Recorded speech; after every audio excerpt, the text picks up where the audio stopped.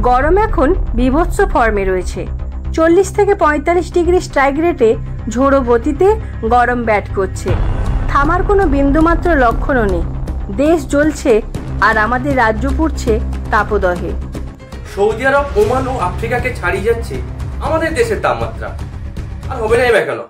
সবাই মিলে যদি এসো হে বৈশাখ বলে বৈশাখকে আমন্ত্রণ জানান, তাহলে বৈশাখ বুঝি না সাড়া দিয়ে থাকতে পারে? সবে তো গরম শুরু, এর তীব্রতা আরও বাড়বে। হয়তো এবছর সর্বোচ্চ তাপমাত্রার রেকর্ড গড়বে আমাদের দেশ তথা আমাদের রাজ্য। কিন্তু এই তাপমাত্রা দিনে দিনে এত বাড়ছে কেন? এই তাপদাহ থেকে বাঁচার উপায় কি? সবকিছু বিস্তারিত আলোচনা করছি এই ভিডিওটিতে। তাই ভিডিওটি শেষ পর্যন্ত দেখার জন্য অনুরোধ রইল। আশা করি ভিডিওটি আপনার উপকারে লাগবে। উফ, এই গরম আর নেওয়াই যাচ্ছে না। ফ্রিজের এই ঠান্ডা জলও রেহাই মিলছে না। ফ্যানের হাওয়া দিয়ে যেন লু বইছে। কেন যে এত গরম বোঝাই যাচ্ছে না। তাও তো আপনি কোনো ঠান্ডা ঘরে কিংবা ফ্যানের নিচে বসে মোবাইল স্ক্রল করছেন। কিন্তু যারা এই তাপদাহকে উপেক্ষা করে জীবিকা অর্জনের জন্য বাহিরে কাজ করছে, তাদের কি হচ্ছে? এখনো ভারতবর্ষের প্রায় 75% মানুষ ফিজিক্যাল ওয়ার্কার, যারা ঘরের বাহিরে বেরিয়ে দৈহিক পরিশ্রম করেন। যেমন দিনমজুর, কৃষক, শ্রমিক, traffic police, hawker, delivery partner কিংবা যারা কারখানায় গরম মেশিনের সামনে বসে কাজ করেন। ইনাদের অবস্থা কি হচ্ছে? আচ্ছা, একবার ভেবে দেখুন তো, আগে কি এত গরম থাকতো? মানে তাপমাত্রা 40 থেকে 45 ডিগ্রি নর্মালি বিরাজ করতো? না, করতো না। কিন্তু এখন বাড়ছে কেন? তার কারণ হলো উষ্ণ প্রস্রবণ, অর্থাৎ পৃথিবী তথা আমাদের দেশ আরও গরম হয়ে উঠছে। আস্তে আস্তে আমরা সবুজহীন হয়ে উঠছি, অর্থাৎ গাছ কেটে জলাশয় বুঝিয়ে বড় বড় বিল্ডিং, ইন্ডাস্ট্রি তৈরি হচ্ছে। আরও একটা মজার জিনিস লক্ষ্য করবেন, প্রায় অধিকাংশ বিল্ডিংগুলো কাঁচের তৈরি হচ্ছে। এই কাঁচই সৌর বিকিরণ করে ভূমণ্ডলের তাপমাত্রা আরও বাড়িয়ে তুলছে। চারিদিকে কলকারখানা তথা ইঞ্জিনের বিষাক্ত ধোঁয়া পরিবেশকে আরও উত্তপ্ত করে চলেছে।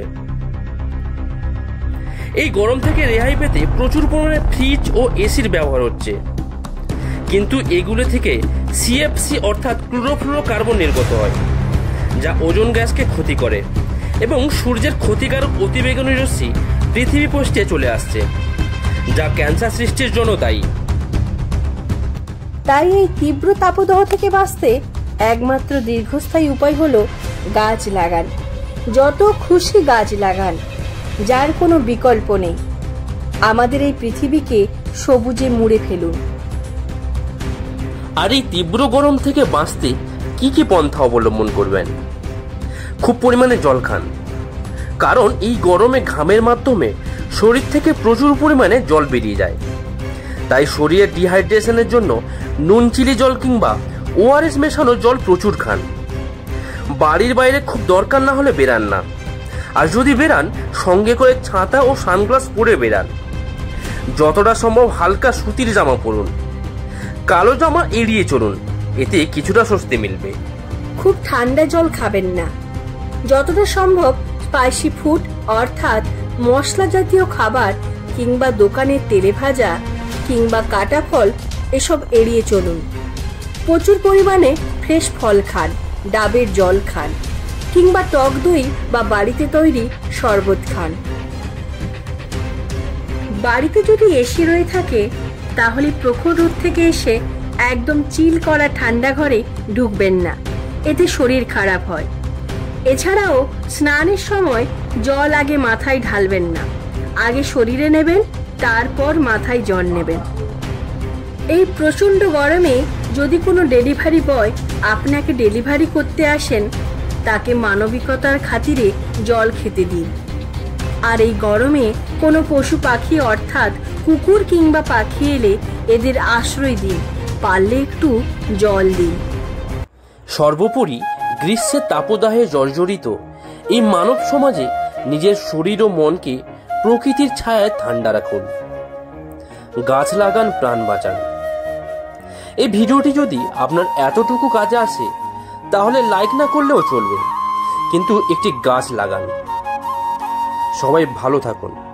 সবাইকে বৃষ্টি ভেজা মাটির গন্ধের শুভেচ্ছা রইল।